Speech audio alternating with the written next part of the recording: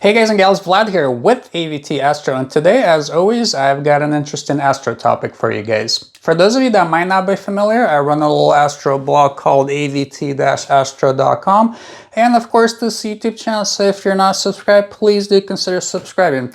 Over the years, I've had the privilege of owning over 100 scopes, more accessories than I could count, and this is the latest telescope that I've got for you guys. All right, so guys, I've had this scope, you know, for a while already, for a few months, and I've kind of been using and trying it out in a variety of different type of situations. And for me, this video is kind of a difficult subject to cover, I guess, because in a sense, you know, in one way, I think that these telescopes are the future of astronomy, but in a different way, like, I just don't really see how. You know, quite frankly, to me, it's a serious observing tool. All right, guys. I know that I kind of dove in from the deep end of the pool, right? And kind of laid it right out there, you know, what I kind of, in the grand scheme of things, think about these scopes. Let's start out slow. First, I want to cover a couple of the, you know, kind of specs and that type of deal of the scope. And then, you know, we'll just kind of see how it is to run this scope, and towards then I'll kind of, you know, get deeper into, like, you know, what I actually feel like, you know, what these things are capable of and that type of deal. All right, so overall, aperture-wise, these are a 4.5-inch aperture. This is the EV1 model, so this is like the first one that they made, I believe. This one is the one that has the eyepiece that you could look through, which I think is one of the cooler features about it, and I'll kind of get into later why. Overall, the telescope, it's fully self-contained. It comes with the tripod. Tripod weighs about 4.4 pounds. The scope itself is about 15 pounds. So the whole package is 20 pounds. Very lightweight. I mean, I could actually, you know, just with one arm, you know, kind of heavy, but I can pick it up. Certainly can, you know, carry the whole thing out, you know, kind of in one go. Let's say if it's set up by my back door into the backyard, very easy. I think most folks would be able to do that. So this package is fully self-contained. You really don't need any other accessories. You buy this thing and you're good to rock and roll, basically. All right, so just in case you're not familiar with this type of telescope design and kind of what the big deal is, you know, why I'm saying that this might be the future of telescopes, you know, I kind of wanted to cover that just really briefly. So with the typical telescope, you know, whatever type of design it is, you'd be, you know, it'd either have mirrors or lenses to where it focuses the light to where you're looking through an eyepiece. You're actually looking at the physical light coming from, let's say, like a planet or, you know, the stars, nebulas, whatever. And you're actually looking at it with your eye. Now, this particular model actually does have the little digital eyepiece built in, right? But you are actually not looking at the actual light that's, you know, gathered. What happens with these type of telescopes is that there's a sensor, basically, you know, essentially what a DSLR is, or your, you know, phone camera has, CC or a CMOS camera sensor built in there. And it's capturing the light for you. And what's really cool about this particular model is that you could, you know, look at it through the eyepiece. Again, you're actually not seeing the actual light. You're seeing a little image, essentially. There's essentially like a little screen built in there that shows you, you know, like whatever the scope is pointed at. Or you could connect it up wirelessly through your to your cell phone or your tablet and kind of control it that way. And having said all that, I think right now would be an appropriate time to use the magic of YouTube. Let's go outside. All right, guys and gals, welcome outside. So this is what's involved in setting this thing up. So the first thing that you gotta do is just use these, you know, kind of like levers to level the tripod. I'm posting a picture right now of, you know, what it looks like to level it. There's a bubble level built on the top of it, so it's very simple. So once the tripod is leveled, there's two knobs that attach the scope to the tripod. You know, it's literally as simple as that. So once that's done, what you would do is you would want to take off the dust cap. Now this little baggy deal that I have there does not come with the tripod. That's like that's the only accessory that I kind of have on the scope. Don't really need that, but That's the only one. Then you probably take the cap off the eyepiece if you're planning on using that. Again, you don't really even need to use that. And then what you do is you just turn the scope on. You just hold the power button there. Kind of powers on, and I'm purposely doing this, as you can kind of maybe notice it's not really dark. This isn't really early dusk, but it's it's definitely dusk already. So I mean, I think even in New York City, the sky probably is darker than this at true night, or at least like definitely not any brighter than this. Okay, so now the way that this works is, once you got the scope turned on, is what you'll want to do is open up the app for the telescope, and the only thing that you kind of do have to make sure is that you do connect to the telescope, the EV scope network, the Wi-Fi that's built into the telescope. So that's what I've done there, and then let's see. Look at that. This thing's connected already. Ready to rock and roll. So it's actually showing you a live image from the telescope on screen already, and I don't really see any stars in there. That might be it's probably because it's still fairly bright outside. But if you hit the move thing, right, the move button, you could actually, I don't know if you kind of see the telescope moving in the background. And look, so I don't know if you noticed that there was a bright star that just went through the field of view. Alright guys, so these aren't that bright, but we do have a couple of stars there. Hopefully they'll show up on the video in the field of view. Now typically if it's totally dark, you'd probably have way more stars than that, but I'm pretty satisfied with that. And then basically what we want to do is hit the orient telescope button, and this is what makes it align. So let's see if he'll get it on the first go. I have had it take a couple of goes, kind of pointing at different sections of the sky to get this to work, but let's see if he'll get it in the first go. Alright guys, so you guys just saw the message. I would say that took less than 1 minute to do that. So now the telescope essentially, if you've used the go-to telescope, it's aligned is what that means, okay? So at this point, what we could do is, basically tell the telescope to go to any object. And again, it's still pretty bright outside, but I do want to give you guys an example, because I do talk a lot about, using this thing in under dark skies. I do kind of want to give you guys an example of using this, kind of under a kind of more of a light polluted sky, I guess. So let's do M57. A lot of people are familiar with that. That's the Ring Nebula.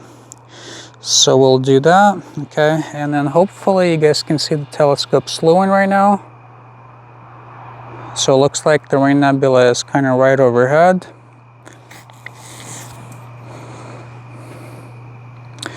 And I might need to do a different object. I've honestly never even done one that's, quite as overhead. So the ring is kind of looks like it's right overhead right now. So I'm not sure how well it'll do when centering, but let's see. Alright guys, so after like literally 5 minutes, I had to cancel that go-to, basically just restart the scope. So I'm gonna redo the orientation. This is the first time this actually happened to me, I will say. So I don't think that's an average indication of the scope's performance. I think really it was just that the scope was pointed all the way to zenith, and I don't know if it's got the capability of finding objects right around zenith really well. Okay, so that was very quick. The orientation was, razor quick. That was like literally seconds, so I'll give it that. Let's try to do a different, let's try to do M13. That's a, bright globular cluster. Okay, so again, so hopefully you're seeing the scope move in the background still. And on the screen you should be seeing, stuff kind of scrolling through the field of view, especially brighter stars. And let's see how quickly it does this one. Okay, and then, so M13 just appeared in the field of view. It's still centering it, but I do see it in the field of view. I'm not sure if it's going to show up on the camera that you're seeing. So that was definitely less than 1 minute. Again, that previous, that was an abnormality. That was definitely not normal for the first slew, but, apparently it does have, or it can have some kind of Issues, centering stuff at zenith. Okay, now this is what I was talking about earlier. You guys see how M13, I mean, it's in the field of view for sure, but why is it not centered? I mean, every time I've seen place solving that you'd use, you know, let's say for astrophotography or more advanced EAA, it'd be way more centered than this. I mean, this is, you know, fairly, you know, not centered. So let's, you know, let's try to move the scope manually. Oops, and that was definitely too much. Okay, there it is. I'm going to turn, so you can turn on the slow mode, so that's kind of cool. And let's try to center this guy up, okay? Again, yeah, I shouldn't really have to be doing this. I mean, I really don't know. I haven't really looked into it, but yeah, I have had it. Now, a lot of times it won't be like as decentered as this, but you know, I have had this happen. So kind of a nice example. Okay, so again, it's still definitely not dark outside. This is, you know, what a light polluted city would be. So this is the view that you'd get from a light polluted city. And then to do actual EAA and to do the live stacking on this, you just hit the magic star button there. And basically what it does is it starts to take exposure after exposure after exposure. I think the default setting is 4 seconds on this thing. And yeah, just kind of check out how it'll build the image here.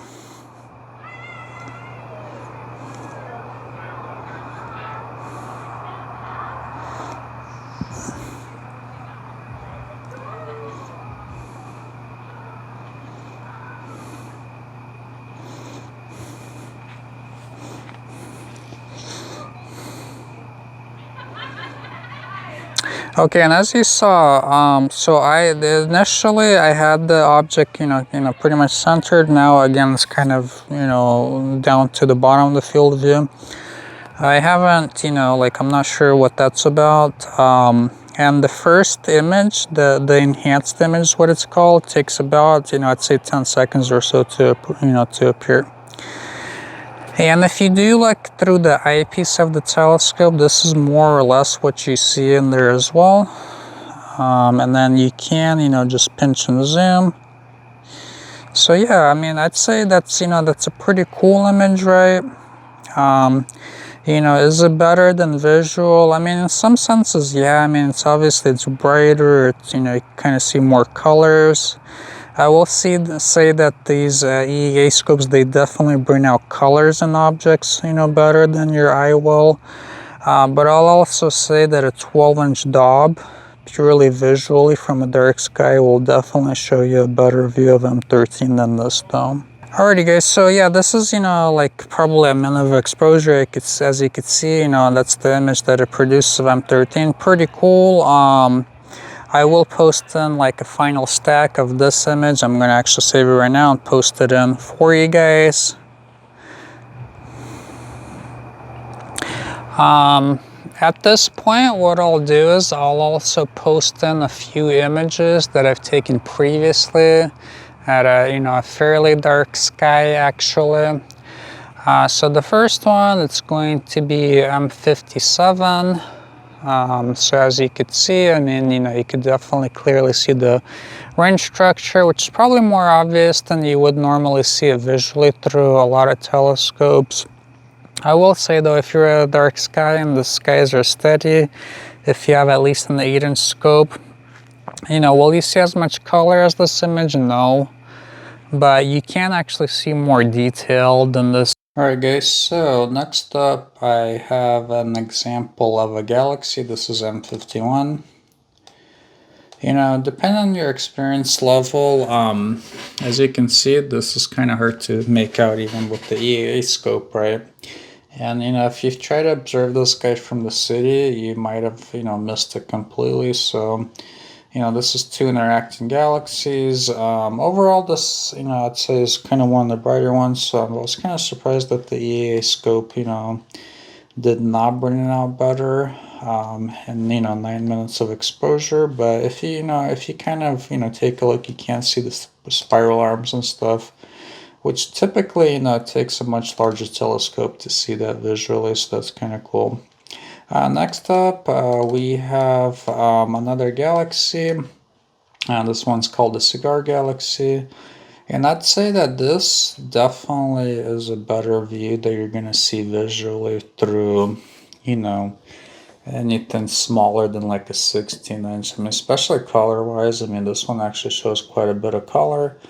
So yeah, I'd say that, you know, object-wise, yeah, this is definitely better than what you'd see visually through pretty much, you know, I mean, more or less any scope. So that one is, you know, kind of a cool example. All right, so next up we have M63, another Galaxy. You know, I just wanted to show you guys a few examples of them. Again, so the center of this one's pretty bright. The outer arms, you know, are not too well defined. So I'd say this one, you know, it's pretty close to what you'd probably expect to see visually. So, you know, it's a pretty good example, let's say, of, you know, of what's comparable that you could see like in a 12-inch scope or something. And just because galaxies are kind of a tougher, you know, thing to, you know, see, I wanted to show you guys one last example of a galaxy. This is NGC 5907, so this isn't like a Messier object, this is an edge-on galaxy. And, you know, this is probably similar to what you could see through like a 12-inch scope from a dark site, again, although these images were taken, you know, from, again, you know, a fairly dark sky site, so... but overall, I'd say, you know, compared to visual, this is certainly easier to make out, you know, detail and stuff like that, so, you know, especially if you're newer to the hobby. This, I think, for most people would be a better view. Okay, and then I did want to show you guys an example of an open star cluster. On open star clusters, you know, I do feel, especially if you have like a refractor or, you know, your optics are collimated really well on your DOB or your SCT, I think they visually do look better still than this, but this I'd say is a pretty cool, you know, view. You know, you could definitely make out colors and stars better through the EV1 as in this image. So I think, you know, overall this is a pretty cool view. I mean, I really have not too many complaints with this one. Alrighty guys, and a couple of examples of double stars, just so you kind of see what they look like. Doubles, you know, pretty much across the board, unless they're really wide doubles, I would say they look better visually to me. You know, this is, you know, kind of cool, but really, you know, visually they do look better to me. Like, I don't think I even have an example of a double-double. I did take a picture of it, but basically it just looks like a double star. You definitely cannot make out, you know, two closer companions. So, yeah, I would say that for double stars, visual is certainly better. And you could do that from the city, so light pollution doesn't even matter. Another example, you know, this is a picture of the moon that I took with the EV1. Again, all these images, they're not enhanced in any shape, way, or form. It's just, you know, they're just as saved. And then, guys, you know, I'll be honest with you, even like a cheap department store telescope or one that you buy off of Amazon for like 80 bucks will visually show you a better view of the moon. So that's definitely not the strong point of the EV1 or, you know, like these EAA scopes. Now, I'm sure if you play around with the settings, you could probably get better images than this, but just overall, visually, you know, stuff like the moon and the planets will look better. Okay, and one last object. So this is the Crescent Nebula in Cygnus. The first image that I'm posting right now, this is a 5-minute exposure. This nebula, you know, I've taken even astrophotography images of it, you know, for like hours and hours on end, and it's a kind of a tough object, so I was kind of surprised, you know, that the EV1, you know, did a fairly good job, and this is a fairly large object too, it did a fairly good job capturing in 5 minutes. And then, you know, like I did want to show you guys an example of pushing the scope, you know, I'd say to kind of to its limits, right? So here's the image of the same nebula with about 80 minutes of exposure. So that's over an hour of exposure. And guys, it might not look too impressive, or maybe it does, depending on how familiar you are with the object. But I'd say overall, I was pretty impressed with how much detail the scope was able to pull out, again with zero image processing. So I would say that if you're willing to to let the scope go and kind of capture data for a while, it's definitely beneficial. Alrighty, guys and gals, welcome back inside. Hopefully you guys enjoyed that kind of brief demo of how the scope actually works. Now, so kind of more to the conclusion, my thoughts about what I actually think about using the scope, how I what I think the performance of it is, and that type of deal. I will, again, reiterate and re-say that the simplicity of using this thing for me is by far, like not even close, the best and coolest thing about the scope. I mean, the battery is built in, it essentially aligns itself automatically. I mean, literally all you gotta do, as you saw, you flip the switch, you turn the app on, you hit a button, and basically you're good to go. You could be capturing images or looking at images, however you want to talk about. So to me, that's bar none the very coolest thing about the telescope. All right, so now that we got that out of the way, this thing is super easy to use. I mean, honestly, it's probably the easiest telescope I've, owned, as far as, use-wise goes. Very, very simple, again. Now, having, gotten that out of the way, like, what do I think about actually using it and, like the images that it produces?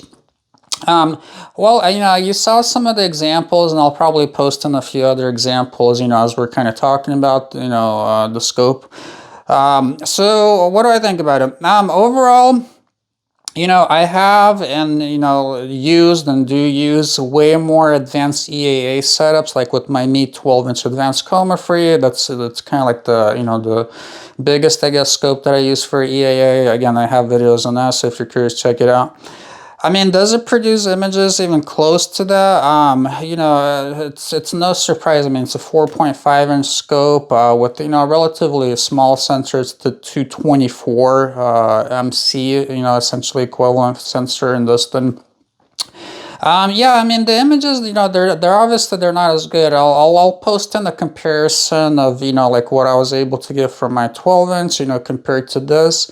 So if, is this some kind of magic bullet that's going to replace your really high-end EAA scope? Like, let's say if you're into that, absolutely not. It will not. The images that are, higher end setup produces are going to be better. Again, though, that's not what this thing is really made for. It's not really made to replace that, but I did just want to cover that just in case you're into EAA, you want to get this type of setup, because you might be expecting similar results. You're really not going to get as good of results if you have a more advanced EAA setup, even with like a CA. I'm sure a C8, well, I know because I've shot with the C8 for EAA, it'll do much better in this.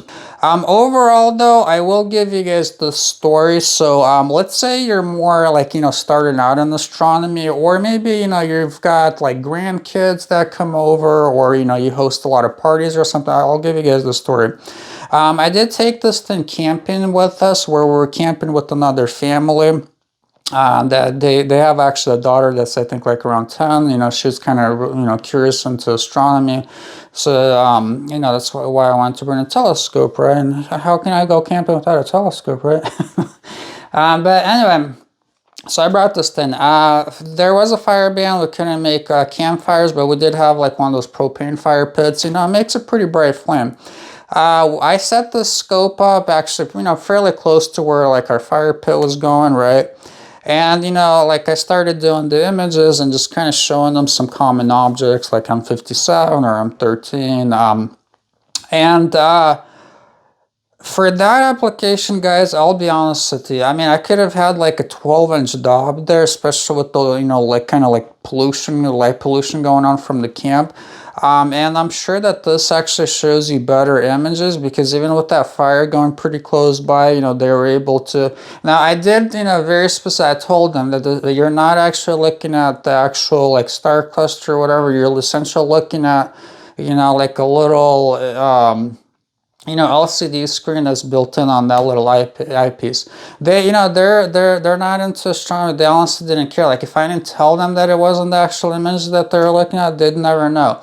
Because that the image in there is bright, right? It's kind of like looking at your phone screen. So having the local light pollution didn't matter at all. They were really stoked about seeing like galaxies and nebulas. I showed them some open star clusters.